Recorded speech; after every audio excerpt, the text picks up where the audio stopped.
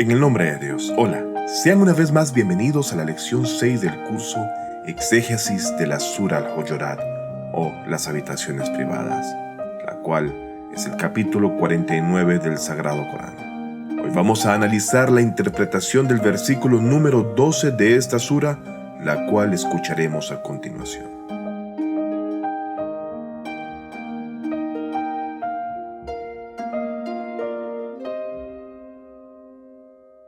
أعوذ بالله من الشيطان الرجيم بسم الله الرحمن الرحيم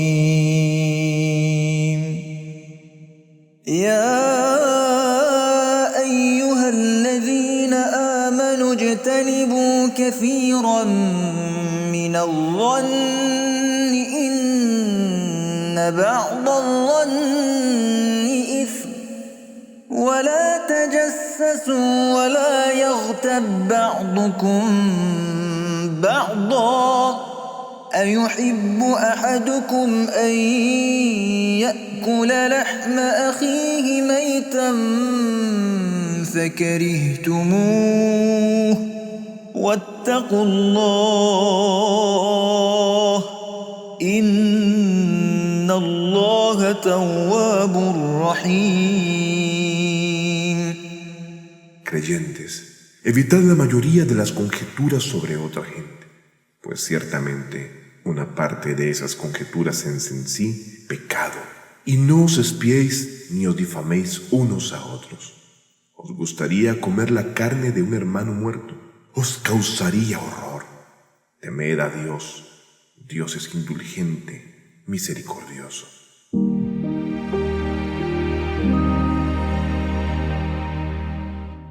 Razón de la revelación.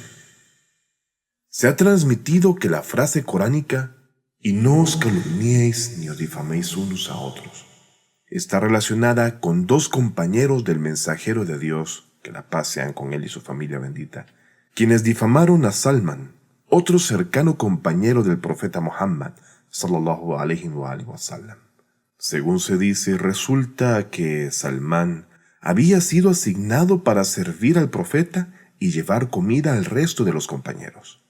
Se registra que el profeta entonces envió a Salman a donde Osama bin Zaid, quien era responsable de la casa del tesoro o Beitul Mal.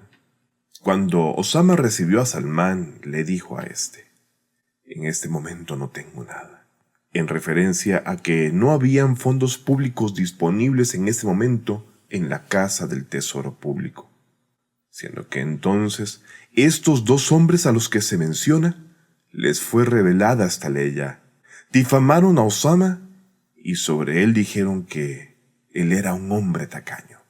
Y sobre Salman dijeron que si éste fuese enviado al pozo de Samija, el cual era un pozo siempre lleno de agua, ésta se agotaría, queriendo suponer que Salman no era capaz de llevar a cabo con lo acometido o era alguien de mala suerte.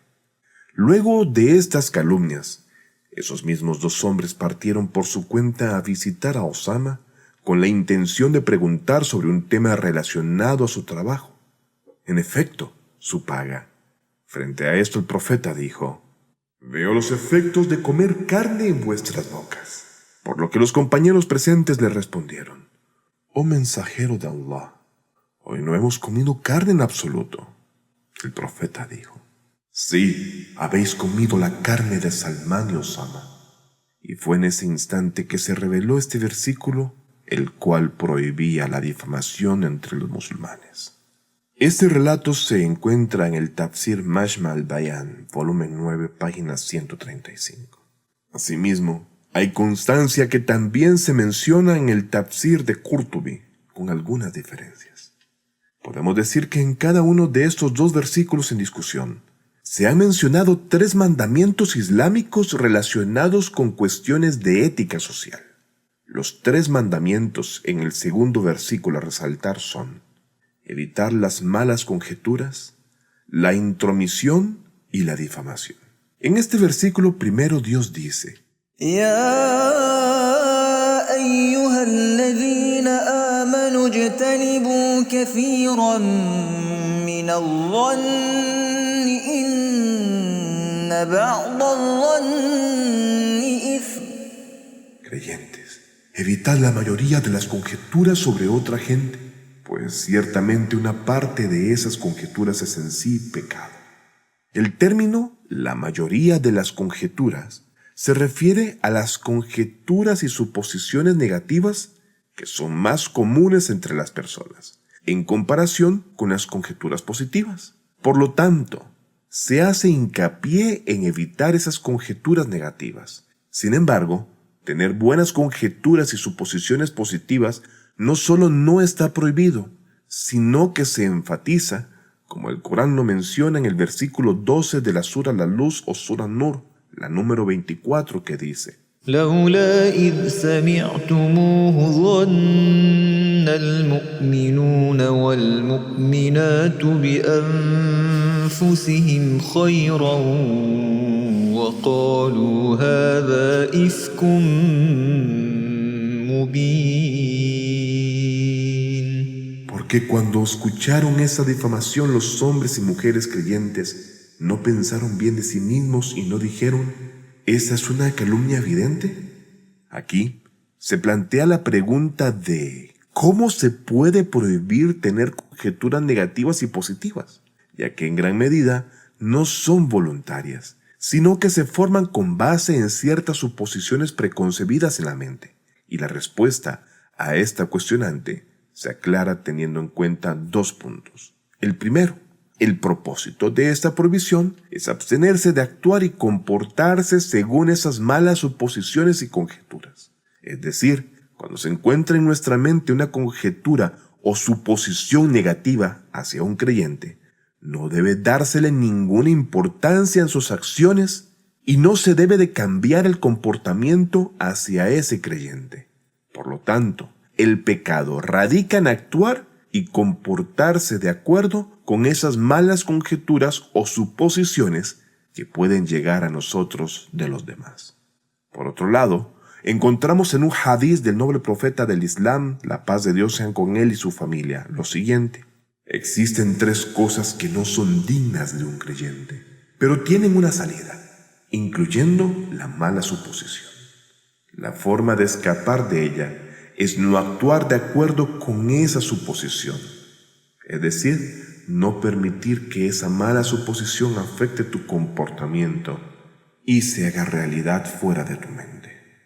Segundo, el ser humano puede alejar las malas suposiciones de sí mismo al reflexionar sobre diferentes asuntos y formar representaciones mentales de las correctas posibilidades existentes en relación a ellos. De esta manera, gradualmente puede reemplazar las malas suposiciones por criterios consensuados por reflexiones sujetos a criterios de valor. Por lo tanto, las malas suposiciones no son algo que esté siempre fuera del control de una persona. El Imam Ali alayhi salam dijo: interpreta el comportamiento de tu hermano de la mejor manera posible, hasta que haga algo que no puedas justificar, es decir, no encuentres razones para pensar bien de ello. Y nunca pienses mal de ninguna palabra que salga de la boca de tu hermano, siempre y hasta cuando encuentres en ella una justificación adecuada. Después, en el siguiente mandato, se menciona la cuestión de la prohibición del espionaje y dice: وَلَا تَجَسُّسُوا, y no os espiéis. Para la palabra espiar, o tajassasa en árabe, se utiliza para referirse a actividades indeseables de espionaje o vigilancia, mientras que tajassasa se utiliza en el contexto de asuntos positivos. Por ejemplo, como cuando Jacob instruye a sus hijos: يا بني اذهبوا فتحسسوا من يوسف وأخيه. Hijos míos, id e indagad acerca de José y de su hermano. Corán, Sura 12, aleya 87.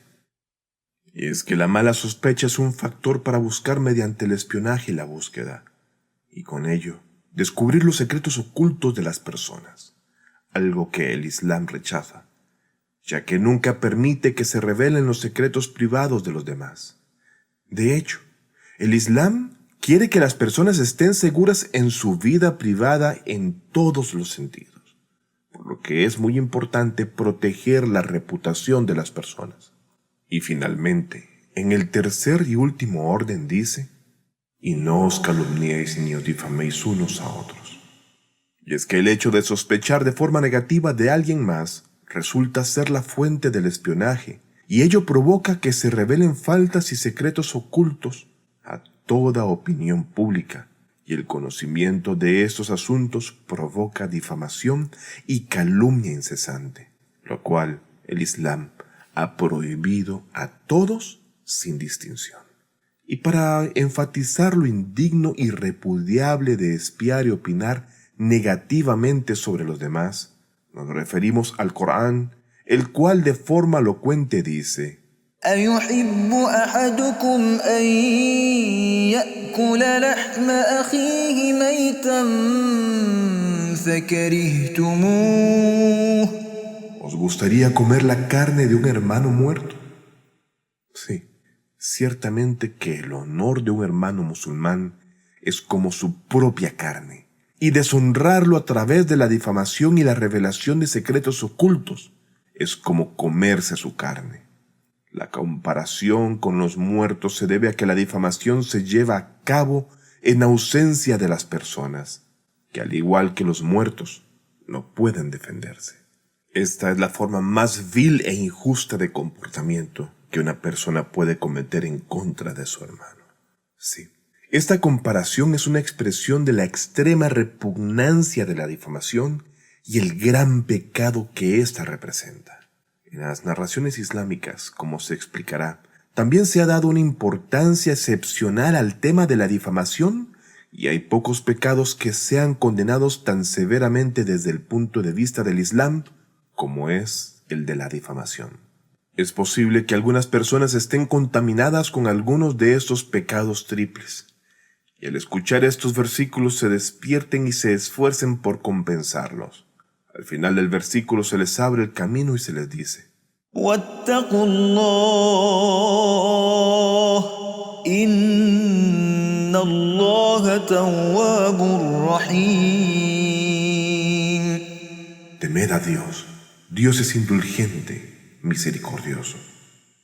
Ahora vayamos a ver algunos puntos a tener en cuenta. Primero, la seguridad completa e integral en la sociedad.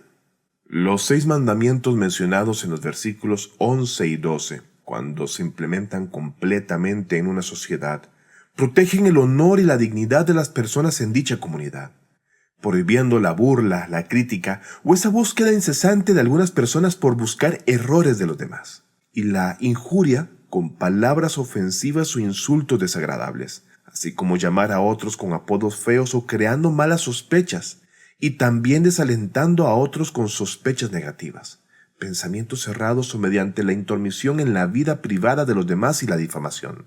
Esos mandamientos orientan a la comunidad hacia el crecimiento y la guía correcta, y hacen que la buena ética sea valorada en lugar de criterios superficiales. En otra interpretación, el ser humano tiene 4 capitales que deben ser preservados: su vida, su propiedad, su familia y su reputación. Las interpretaciones de los versículos mencionados y los hadices islámicos muestran que el honor y la dignidad de las personas son tan importantes como su vida y su propiedad, e incluso, en ciertos aspectos, son aún más importantes. El Islam busca que en una sociedad islámica haya seguridad completa, no solo para que las personas no se ataquen físicamente ni se dañen entre sí, sino también para que estén a salvo de las difamaciones, los improperios e insultos, y se estén lejos del espionaje incluso, a través de todos estos comportamientos negativos y aborrecibles, de las lenguas de los demás e incluso más allá de eso, en cuanto a los pensamientos de los demás hacia ellos. El mensajero de Dios, la paz sea con él y su bendita familia, dijo en un hadiz: ciertamente Dios ha prohibido que se derrame la sangre del musulmán, así como también ha prohibido tomar su propiedad y difamar su honor con malos pensamientos. En este hadiz se enfatiza la importancia de preservar la vida, la propiedad y el honor de los musulmanes, y se prohíbe tener malos pensamientos hacia ellos. Según otro hadiz, esta vez proveniente del imam Ali alayhi salam, se dice: la persona que no tiene buenos pensamientos de los demás tiene miedo de todos. Con esto podemos decir que aquel que no tenga buenos pensamientos se sentirá aislado de todos y vivirá siempre con temor.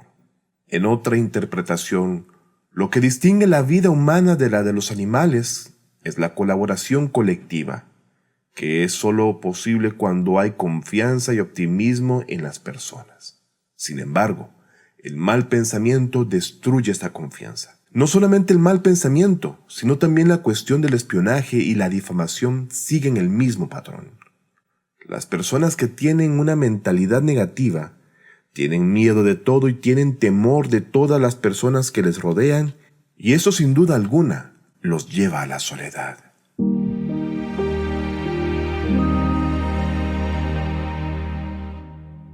La difamación es uno de los pecados más grandes.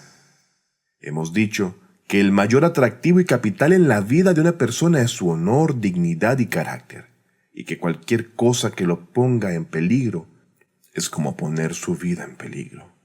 De hecho, a veces el asesinato de la reputación se considera más grave que el asesinato físico de una persona. Y es aquí donde a veces el pecado de la difamación es incluso más grave que el asesinato de alguien. Una de las filosofías detrás de la prohibición de la difamación es no destruir este gran activo y no manchar el honor de los demás. Y esto es algo que el Islam considera de suma importancia. Si en el Islam la difamación se considera uno de los pecados más graves, esto se debe a sus efectos negativos tanto a nivel personal como social. En las narraciones islámicas se encuentran expresiones muy conmovedoras en este sentido, y aquí presentamos unos ejemplos de ellas. En una narración se dice que Dios reveló a Moisés lo siguiente: quien muera arrepentido de la difamación será el último en ingresar al paraíso, y quien muere persistiendo en ella será el primero en ingresar al infierno. Este hadiz nos demuestra que la difamación es un gran pecado, ya que aquel que se arrepiente de ello también sufre los efectos negativos de esta acción maligna, y será el último en ingresar al paraíso. Para aquellos que persisten en este pecado les espera un castigo doloroso, siendo los primeros en entrar al infierno. Una vez más contamos con un hadiz del noble profeta del Islam, que la paz de Dios sea con él y su familia, en el que leemos: la difamación es más rápida en afectar la religión de un hombre musulmán que la enfermedad del al-Aqila en su cuerpo. Es decir, que la difamación es más rápida en debilitar la fe de un musulmán que la enfermedad llamada al-Aqila o enfermedad carnívora, la cual consume la carne del cuerpo humano desde adentro y lo destruye. En este hadiz se menciona que el impacto y la velocidad de la calumnia en la desaparición de la fe de una persona es mayor que el de esta enfermedad. En otra narración, el imam Sadiq alayhi salam dijo: aquel que cuente un relato sobre un creyente con la intención de difamarlo y destruir su honor para hacerlo caer frente a los ojos de la gente, Dios lo expulsará de su autoridad y lo enviará hacia la autoridad de Satanás, y Satanás no lo aceptará. El concepto de riba, o hablar mal de alguien en su ausencia, implica decir palabras sobre alguien sin que éste esté presente para refutar lo dicho en su contra, o en el que se revele algún defecto o imperfección de su persona, ya sea física, moral, en sus acciones o en sus palabras, e incluso en asuntos relacionados con él, como su vestimenta, hogar, cónyuge e hijos, entre otros.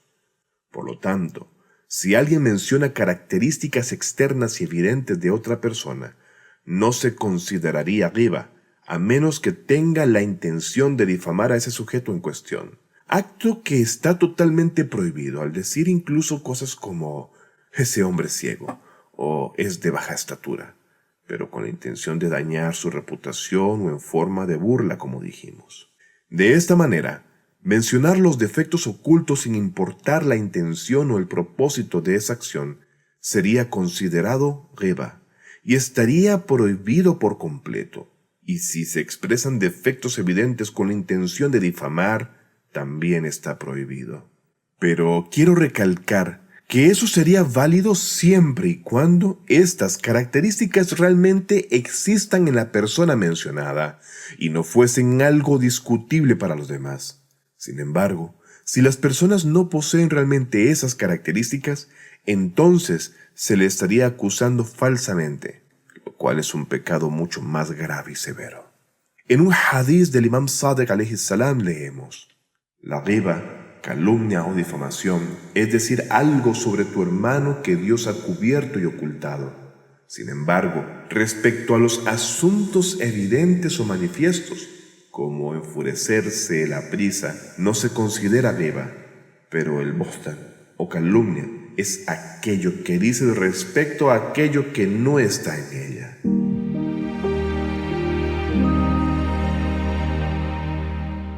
El tratamiento de la ghibah y el arrepentimiento por ella. La ghibah, como muchas otras cualidades negativas, gradualmente se convierte en una enfermedad mental en la que el difamador encuentra placer en su acto.